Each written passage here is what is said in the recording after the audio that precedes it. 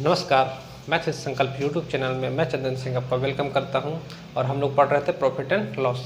तो आइए एक नए टॉपिक के साथ आज हम लोग स्टार्ट करते हैं। जब x रुपये में y वस्तुएं खरीद कर y रुपये में x वस्तुएं बेची जाए। कई तरीके से क्वेश्चन को बना सकते हैं। मैं आपको एक तरीका समझा रहा हूँ, सिखा रहा हूँ, आसान सा है, जिससे आप लोग इस तरह के सारे क्वेश्चन आसानी से कर पाएंगे और कम समय में भी कर पाएंगे। तो हम लोग करते क्या हैं इन प्रश्नों को करने के लिए कि जब x रुपये में y वस्तुएं खरीद कर y रुपये में x वस्तुएं बेची जाए, तो आप कीजिएगा ऐसा कि रुपीज़ और नंबर को अलग अलग लिख लीजिएगा। रुपीज़ और नंबर को अलग अलग लिख लीजिएगा।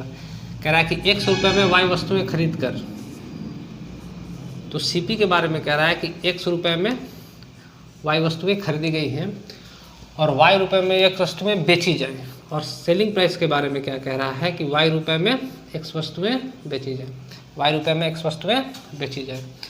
हम लोग करते क्या हैं, कि हम लोग यहाँ पे नंबर को इक्वल करने की कोशिश करते हैं और नंबर को इक्वल करने से बेनिफिट ये मिलेगा और ये बात आपको क्वेश्चन से ज़्यादा समझ में आएगा। नंबर को इक्वल करने से बेनिफिट ये मिलेगा कि हम लोग को कितने रुपए में समान वस्तुएं खरीद रहे हैं। x रुपये में जितनी वस्तुएं खरीद रहे हैं, y रुपये में यदि उतनी ही वस्तुएं बेच रहे हैं, तो हमको इस रुपए के बीच में हमको डिफरेंस पता चल जाएगा कि हमको प्रॉफिट हो रहा है या लॉस हो रहा है, प्रॉफिट हो रहा है या लॉस हो रहा है। तो हम लोग करते क्या है कि नंबर को इक्वल करते हैं। तो नंबर को इक्वल करने का तरीका क्या होगा कि इस x का मल्टीप्लिकेशन यहाँ कर दिए तो ये भी xy हो गया, और यहाँ मल्टीप्लाई किया x का तो यहाँ भी करना पड़ेगा, और y का मल्टीप्लिकेशन हम लोग यहाँ से कर दिया और यहाँ मल्टीप्लाई किया है तो हम लोग को यहाँ भी करना पड़ेगा। अब देखिएगा ध्यान से।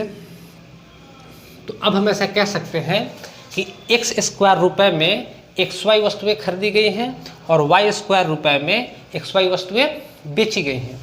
तो ऐसा है कि अगर हमको प्रॉफिट हो रहा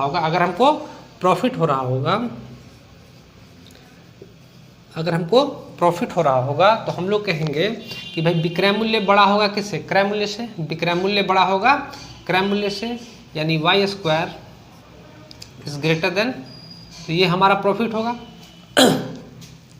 प्रॉफिट पीछे भी बता चुके हैं, प्रॉफिट क्या होगा? तो SP माइनस CP होता है, SP माइनस CP होता है। और जब लॉस हो रहा होगा तो CP माइनस SP हो जाएगा, यानी कि CP बड़ा हो जाएगा SP से। तो हम लोग कहेंगे क्या कि प्रॉफिट कितना हुआ? तो y square minus x square का, y square minus x square का। और यही बात हमको प्रॉफिट परसेंट की पूछेगी कि भाई प्रॉफिट परसेंट कितना हुआ, तो हम लोग कहेंगे कि y square minus x square बटा, और प्रॉफिट या लॉस निकालते किस पे है? तो क्रय मूल्य पर निकालते हैं। तो क्रय मूल्य कितना है हमारा? x square. क्रय मूल्य कितना है? x square. अगर लॉस हो रहा होगा तो CP माइनस SP हो जाएगा, CP माइनस SP हो जाएगा। तो CP कितना है? x square minus y square. और लॉस परसेंट का बात करेंगे हम लोग, तो लॉस परसेंट कितना हो जाएगा? तो लॉस या प्रॉफिट निकालते किस पे हैं? तो CP पे ही निकालते हैं। ये तो हमेशा CP पे ही निकलेगा, तो यहाँ क्या हो जाएगा? x square. तो ध्यान रखिएगा कि आप इसको एज ए फार्मूला भी याद रख सकते हैं। ऐसे प्रश्नों के लिए एज ए फार्मूला भी इसको याद रखा जा सकता है, लेकिन मेरा कहना है कि आप इसको फार्मूला से याद मत रखिएगा। कभी कभार क्वेश्चन में XY के टर्म में ही क्वेश्चन दिया हुआ रहता है, तो अगर XY के टर्म में क्वेश्चन दिया रहता है तो भी हम लोग इसी प्रकार से क्वेश्चन को करेंगे। हम लोग फार्मूला पे रखेंगे तो भी ये क्वेश्चन हमारा बन जाएगा। और भी कई तरीके हैं, लेकिन ये तरीका आपके लिए भी अच्छा होगा और आसानी से इस तरह के क्वेश्चन को आप समझ पाइएगा और यहाँ से बना पाइएगा। आते हैं अब हम लोग क्वेश्चन की ओर चलते हैं। इसको मिटा देते हैं।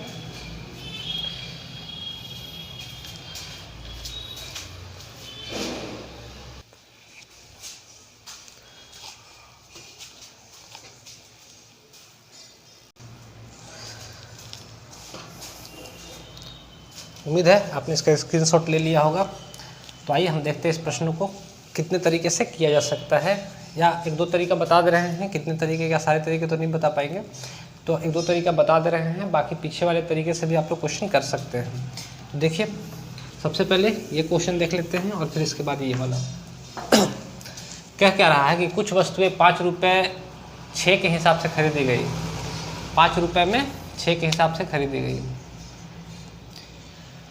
और 6 रुपये में 5 के हिसाब से बेची गई, तो लाभ प्रतिशत या हानि प्रतिशत ज्ञात करें। तो जैसा हम लोग देख रहे हैं कि पीछे जो बताए थे कि इसे लाभ प्रतिशत या हानि प्रतिशत ज्ञात करना होगा, तो आप ध्यान रखिएगा कि आप इसको एक तो इस टर्म में लिख सकते हैं कि सीपी कितना होगा। तो इसका कह रहा है कि 5 रुपये में 6 वस्तुएं खरीदी गई, 5 रुपये में 6 वस्तुएं खरीदी गई। यहाँ रुपया के सामने रुपया और नंबर के सामने नंबर। और बेचने की जब बात कर रहा है तो बोल रहा है कि 6 रुपये में 5 वस्तुएं बेची गई हैं।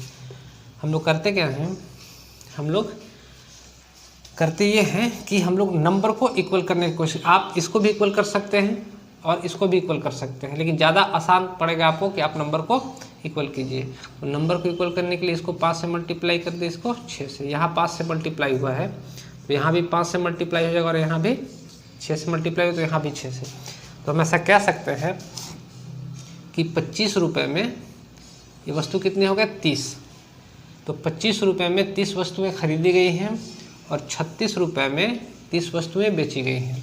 अब यहाँ से आपको प्रॉफिट और लॉस समझना भी और निकालना भी, दोनों चीज़ें आसान हो जाती हैं, दोनों चीज़ें आसान हो जाती हैं। तो हम लोग यहाँ कह सकते हैं क्या कि 25 रुपये में 30 चीज़ें खरीदी गई हैं और 36 रुपये में ही 30 चीज़ें बेची गई हैं। तो हम यहाँ रुपये के टर्म में कह सकते हैं कि हमको जो बेनिफिट है वो 11 रुपये का हमको प्रॉफिट हो रहा है। 11 रुपये का क्या हो रहा है, हमको प्रॉफिट हो रहा है। तो बात करेगा कि लाभ या हानि प्रतिशत। तो पहला बात तो कि प्रॉफिट हुआ हमको, 25 का सामान था 36 रुपये में बेचे हैं। और प्रॉफिट परसेंट का बात करेगा, प्रॉफिट परसेंट का बात करेगा तो प्रॉफिट कितना हो रहा है, तो 11 रुपये। किस पे, तो सीपी पे। तो सीपी कितना है हमारा 25 रुपये। तो 100 पे कितना हो जाएगा, तो 25 चौका 100 और 11 चौक 44%। ये हमारे प्रश्न का उत्तर है। तो आसान सा है। दूसरा तरीका हम लोग इसको ऐसे भी कर सकते थे कि जैसे रुपीज़ अपॉन नंबर, जैसा पीछे भी सिखा चुके हैं, क्या रखते हैं, तो रुपीज़ अपॉन नंबर। और यहाँ पे दो चीज़ें हैं, तो रुपीज़ अपॉन नंबर। एक तो रुपीज़ अपॉन नंबर सीपी के लिए होगा और एक रुपीज़ अपॉन नंबर एसपी के लिए होगा, सेलिंग प्राइस के लिए। तो जैसा प्रश्न में बोल रहा है कि कुछ वस्तुएं 5 रुपये में 6 के हिसाब से खरीदी गई, तो 5 रुपये में 6 के हिसाब से रुपीज़ अपॉन नंबर। और कह रहा है कि 6 रुपये में 5 के हिसाब से बेची गई, तो रुपीज़ अपॉन नंबर। ये है। यहाँ पे जैसा आप लोग ध्यान से समझिएगा बात को कि जब इसका हम लोग रेशियो ले रहे होंगे तो पीछे जब हम लोग पीछे इसके ठीक पीछे एक्स वाई करके बनाए थे, तो आप देखे होंगे कि अगर प्रॉफिट हो रहा था तो हम लोग लिख रहे थे y² माइनस x² और बटा क्रय मूल्य कितना था, तो x² था। तो ये जो टर्म आता है मेनली यहीं से आता है। जैसे आप देखिएगा क्या कि इस 5 का मल्टीप्लिकेशन इस, जैसे इसको इक्वल करने की, इक्वल जब हम लोग कर रहे थे इसको मिटा के एक बार फिर से समझाते हैं और उसको इससे रिलेट करके समझाते हैं कि जब हम इसको इक्वल कर रहे थे तो आप देखें कि इस 5 का मल्टीप्लिकेशन यहाँ भी किया गया है और यहाँ भी किया गया है नंबर इक्वल करने के लिए। और इस 6 का मल्टीप्लिकेशन, इस 6 का मल्टीप्लिकेशन यहाँ भी किया गया था और यहाँ भी किया गया था। तो ये हमारा सीपी आ गया था, यानी इसको मल्टीप्लाई करके यहाँ सीपी आ गया था और इसको मल्टीप्लाई करके यहाँ हमारे पास एसपी आ गया था। और हम लोग बताते कितना का हमको प्रॉफिट या लॉस हुआ है। सेम चीज़ यहाँ पे भी है और इसी टर्म को हम लोग यहाँ पे लिखे थे। तो जब हम लोग इस तरह के से रखेंगे तो डायरेक्ट आप इस बात को समझिएगा कि हम लोग क्रॉस मल्टीप्लाई कर देते हैं, क्रॉस मल्टीप्लाई करते हैं तो ये हो गया 25 और ये हो गया 36।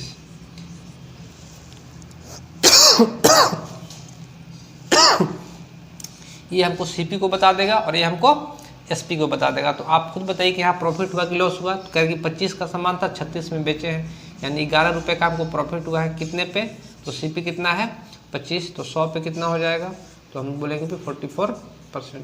और भी तरीके बन सकते हैं क्वेश्चन बनाने के, लेकिन आप जब क्वेश्चन बनाएगा तो ये तरीका आसान होता है इस तरह के क्वेश्चन को बनाने के लिए। इन्हीं 2 तरीकों से आप लोग काम कीजिएगा। नेक्स्ट जो हमारे पास क्वेश्चन था, कुछ इस तरीके से था। कह रहा है क्या कि 10 रुपये में 12 की दर से पेंसिलें खरीदी गई। तो हम करते क्या हैं कि रुपीज़ अपॉन नंबर लिख लिए। कह रहा है सीपी इसका कि 10 रुपये में 12 की दर से पेंसिल खरीदे गए हैं, 10 रुपये में 12 की दर से खरीदे गए हैं। और सेलिंग प्राइस में कह रहा है कि 12 रुपये में 10 की दर से पेंसिलें बेची गई हैं। तो हम लोग क्या कह रहे होंगे कि इसको हमको इक्वल कर लेते हैं, इसको हम लोग क्या कर लेते हैं, नंबर को इक्वल करते हैं, नंबर को क्या करते हैं, इक्वल करते हैं। बेनिफिट ये मिलेगा, यहाँ से हमको प्रॉफिट या लॉस समझ में आ जाएगा आसानी से। तो हम लोग कहें भाई इसका क्रय मूल्य कितना हो गया 100 रुपया और विक्रय मूल्य कितना हो गया 144 रुपया। तो हम यहाँ कह सकते हैं कि 100 रुपये में 120 सामान खरीदे हैं और 144 रुपये में 120 सामान बेचे हैं। तो हमको प्रॉफिट है कि लॉस है, तो हम लोग कहेंगे भाई प्रॉफिट हो रहा है कितने का, तो 44 रुपये का। ये 44 रुपये का क्या हो रहा है, हमको प्रॉफिट हो रहा है।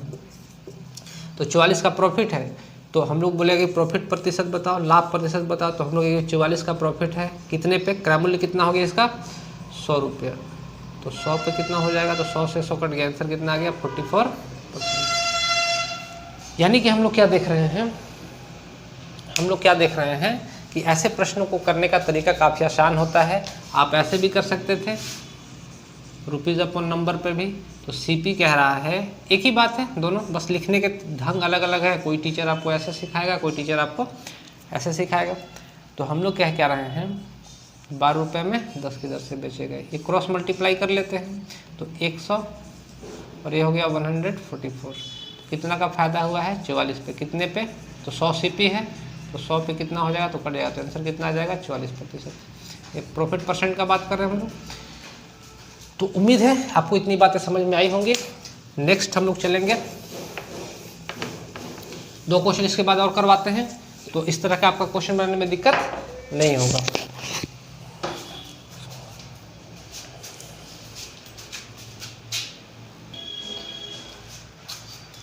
दो क्वेश्चन और है इसमें, लेकिन टाइप थोड़ा सा अलग है। यहाँ पे क्या कह रहा है कि जब ए रुपये में बी वस्तुएं खरीद कर सी रुपये में डी वस्तुएं बेची जाए। तरीका बनाने का वही है, लेकिन यहाँ पे सिर्फ ध्यान ये रखिएगा कि यहाँ पे कह रहा है कि ए रुपये में बी वस्तुएं खरीदी गई हैं और सी रुपये में डी वस्तुएं बेची गई हैं। कैसे कर पा रहे होंगे इस क्वेश्चन को, तो सबसे पहले क्वेश्चन नंबर 1 देख लेते हैं। कह रहा है कि एक लड़के ने 16 रुपये में 18 की दर से अंडे खरीदे और 20 रुपये में 22 की दर से बेच दिए। उसका लाभ या हानि प्रतिशत ज्ञात करें। तो पहले इस क्वेश्चन करते हैं, फिर इस क्वेश्चन को हम लोग कर लेंगे। आप लोग स्क्रीनशॉट ले लीजिए, फिर हम लोग आगे बढ़ेंगे। क्वेश्चन क्या कह रहा है ये, एक लड़के ने 16 रुपये में 18 की दर से अंडे खरीदे। तो यहाँ पे हमेशा रुपीज़ और नंबर रखते हैं। सीपी क्या है, तो कह रहा है कि 16 रुपये में 18 की दर से अंडे खरीदे गए हैं, 16 रुपये में 18 की दर से खरीदे गए हैं। और दूसरा कह रहा है कि 20 रुपये में 22 की दर से बेचे गए हैं। तो सेलिंग प्राइस कितना है, तो 20 रुपये में 22 की दर से बेचे गए हैं। तो हमारे पास तरीका क्या था कि नंबर को हम लोग इक्वल करते थे, नंबर को इक्वल करते थे। तो नंबर को इक्वल करने के लिए 18 और 22 का एलसीएम ले सकते हैं। तो 18 और 22 का एलसीएम कितना हो जाएगा, तो 18 और 22 का एलसीएम हो जाएगा, तो यहाँ पे 11 से मल्टीप्लाई करते हैं और यहाँ पे 9 से मल्टीप्लाई करते हैं। तो यहाँ भी 11 से मल्टीप्लाई हो जाएगा, यहाँ भी 9 से, ये दोनों इक्वल हो जाएंगे। अब यहाँ पे हम लोग देखेंगे कि भाई सीपी कितना हो गया। तो सीपी हमारे पास जो हो गया है वो 176 रुपये हो गया और यहाँ पे 180 रुपये इसका क्या हो गया, सेलिंग प्राइस हो गया। तो हम लोग देख रहे हैं कि भाई 4 रुपये का हमको क्या हो गया है, प्रॉफिट हो गया है। प्रॉफिट कितना हो गया 4 का। तो 4 का प्रॉफिट हुआ है। तो परसेंट प्रॉफिट हमसे पूछ रहा है कि लाभ या हानि प्रतिशत ज्ञात कीजिए। तो लाभ हो रहा है 4 रुपये, कितने पे, तो 176 पे। तो 100 पे कितना हो जाएगा, तो इसको आप लोग कैलकुलेट कर लीजिएगा, जो आएगा सो हमारा आंसर हो जाएगा, जो आएगा सो हमारा आंसर हो जाएगा। उम्मीद है आपको इतनी बात समझ में आई होगी। तो परसेंट प्रॉफिट कितना होगा 4/176 गुने 100। नेक्स्ट हम लोग क्वेश्चन की ओर चलते हैं। अगला जो क्वेश्चन था हमारे पास वो ठीक ठाक क्वेश्चन है और इसके बाद एक और क्वेश्चन कराएंगे। तो 3 क्वेश्चन काफ़ी होगा आप लोगों को समझने के लिए। अगला जो क्वेश्चन हमारा हुआ, और तरीका यही है कि नंबर को हमको इक्वल करना है, उसके बाद हमको प्रॉफिट या लॉस देख लेना है। अगला क्वेश्चन कहता है कि एक लड़के ने 34 रुपये में 8 की दर से संतरे खरीदे। एक लड़के ने 34 रुपये में 8 की दर से संतरे खरीदे और कह रहा है अगला टर्म कि ये सीपी है और ये एसपी है, और कह रहा है कि 57 रुपये में 12 की दर से इसे बेचा गया है। 57 रुपये में 12 की दर से बेचा गया है। तो सबसे पहला काम क्या होता है कि इसको हमको इक्वल करना है। तो यहाँ 12 से मल्टीप्लाई किया तो यहाँ भी हो जाएगा और यहाँ 8 से मल्टीप्लाई तो यहाँ भी हो जाएगा। तो इसको जब गुना करेंगे तो हमारा जो सीपी आ रहा होगा वो 12 चौक 48 का 8 हाथ में रहा 4, 12 तिया 36 और 4 40, 408 और ये हो जाएगा कितना, तो 8 7 56 का 6 हाथ में रहा 5, 8 25 40 और 5 45, यानी कि 408 रुपये में सामान खरीद के हम लोग 456 रुपये में बेचे। 12 × 96, यानी सामान कितना है तो 96, तो 408 रुपये में 96 सामान खरीद कर 456 रुपये में 96 सामान हम लोग बेचे हैं। तो हम लोग कह रहे हैं कि यहाँ प्रॉफिट है कि लॉस है, तो हम लोग भाई प्रॉफिट हो रहा है कितने का, तो 48 रुपये का। तो हम लोग क्या कह रहे हैं कि प्रॉफिट है कितने का, 48 रुपये का। तो आगे क्वेश्चन में देखिए यहाँ पे मेंशन क्या कर रहा है कि 45 रुपये का लाभ कमाने के लिए उसे कितने संतरे बेचने चाहिए। तो हम क्या कह रहे हैं कि भाई 48 रुपये इसको लाभ हुआ है कितने संतरे बेच के, 96 संतरे बेच के। 48 रुपये का लाभ कितने संतरे बेच के, 96 संतरे बेच के। तो हम कह सकते हैं कि 48 रुपये का लाभ हुआ है इसको 96 संतरे बेच के। तो 1 रुपये का लाभ इसको हो जाएगा, एक स्टेप आगे है सिर्फ 96/48 संतरे बेच के। तो हमसे पूछा कि 45 रुपये का लाभ कमाने के लिए उसको कितने संतरे बेचने होंगे, तो 96/48 गुना 45, तो 48 से ये 2 बार में कट जाएगा और 45 गुना 90, यानी कि हम ऐसा कह सकते हैं कि 45 रुपये में इसको 90 संतरे बेचने होंगे। 45 रुपये में, या सॉरी 45 रुपये लाभ कमाने के लिए इसको 90 संतरे बेचने होंगे, क्योंकि यहाँ 48 रुपये लाभ कमाया है तो 96 संतरा बेचा है, तो 45 रुपये लाभ कमाने के लिए कितने संतरे बेचने होंगे, 90। और ये 90 ही हमारे प्रश्न का उत्तर है। एक क्वेश्चन और है, पॉज नहीं कर दे रहे हैं, ऐसे इसको लिख दे रहे हैं, ध्यान से समझते चलिएगा। और अच्छा क्वेश्चन है ये। कह रहा है क्वेश्चन में क्या, क्वेश्चन में आपसे कह रहा है कि 3 रुपये में 7 की दर से संतरे खरीदे जाते हैं। 3 रुपये में 7 की दर से संतरे खरीदे जाते हैं।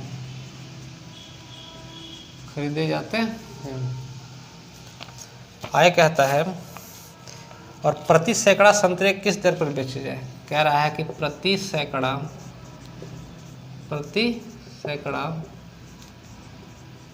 संतरे किस दर पर बेचे जाए, किस दर पर बेचे जाए, किस दर बेचे जाए कि 33% का लाभ, 33% का लाभ हो। अच्छा क्वेश्चन है, काफ़ी अच्छा क्वेश्चन है, इसको देखिएगा। तरीका वही होगा कि रुपीज़ और ये नंबर को हम लोग रिलेट करते हैं। तो कह रहा है कि 3 रुपये में 7 की दर से संतरे खरीदे गए, तो सीपी मेरा कह रहा है कि 3 रुपये में 7 की दर से है। और सेलिंग प्राइस में क्या कहता है कि प्रति सैकड़ा किस दर पर बेचे जाए, प्रति सैकड़ा किस दर पर बेचे जाए, हमको रेट पूछ रहा है। तो हमको रेट पता नहीं है, तो हम लोग रेट मान लेते हैं कि 100 रुपये में प्रति सैकड़ा, यानी कि 100 संतरे बेचे जाएंगे। ये लाइन प्रति सैकड़ा संतरे किस दर पर बेचे जाए, तो 100 रुपये में 100 संतरे हम लोग बेच रहे होंगे, तो हम लोग मानते हैं कि 33% का लाभ हो रहा होगा। तो हम लोग करते क्या हैं कि इसको हम लोग नंबर को इक्वल करते हैं। तो यहाँ पे 100 से मल्टीप्लाई किया और यहाँ पे 7 से, तो यहाँ भी 100 से मल्टीप्लाई हो जाएगा और यहाँ 7 से। ध्यान समझते चलिएगा। तो हमको 33% का लाभ चाहिए, तो लाभ चाहिए तो एसपी बढ़ा हुआ किससे, सीपी से। तो हम लोग को प्रॉफिट, अगर हमको प्रॉफिट परसेंट चाहिए, तो होता क्या था, तो सीपी माइनस एसपी, तो SP minus CP, 7x minus 300 किस पर निकालेंगे, तो सीपी पर। तो सीपी कितना है, 300, सीपी कितना है 300। और हमको यहाँ पे दे क्या रखा है, तो प्रॉफिट परसेंट हमको यहाँ पे दे के रखा है कितने परसेंट का लाभ चाहिए, तो 33% पे। तो यहाँ पे हम लोग लिख लेते हैं 33%, यही लाभ चाहिए, या 33/100 लिख लीजिएगा। अब ध्यान से समझिएगा कि 100 से 00 से 00 कट जाएगा, 33 दिया कितना हो जाएगा, तो 99, ये 7x माइनस 300 ये हो जाएगा। आगे हम लोग देखेंगे क्या, इधर आके तो 7x बराबर कितना हो जाएगा, तो 399, इधर आके प्लस हो जाएगा, तो x बराबर कितना हो जाएगा, तो 7×5 35 और 7×7 49, तो कितना x आ गया, 57। यानी कि हम कह सकते हैं कि प्रति सैकड़ा x का मान कितना आ गया, 57। यानी प्रति सैकड़ा 57 रुपये की दर से, अगर प्रति सैकड़ा 57 रुपये की दर से संतरे बेचे जाते, तब जाके इसको 33% का लाभ प्राप्त होता। तो यहाँ पे आप लोग अच्छे से इसको समझिएगा। अगर एक बार में समझ नहीं आया तो वीडियो दोबारा देखिएगा। यहाँ पे ध्यान रखिएगा कि प्रॉफिट परसेंट क्या होगा, तो SP माइनस CP बटा CP, ये होता है प्रॉफिट परसेंट का फॉर्मूला। तो आप इसको देखिएगा ध्यान से। तो उम्मीद है इतनी बातें आपको समझ में आई होंगी, और ये वीडियो आपको कैसा लगा कमेंट करके जरूर बताइए। आज के लिए इतना ही, धन्यवाद।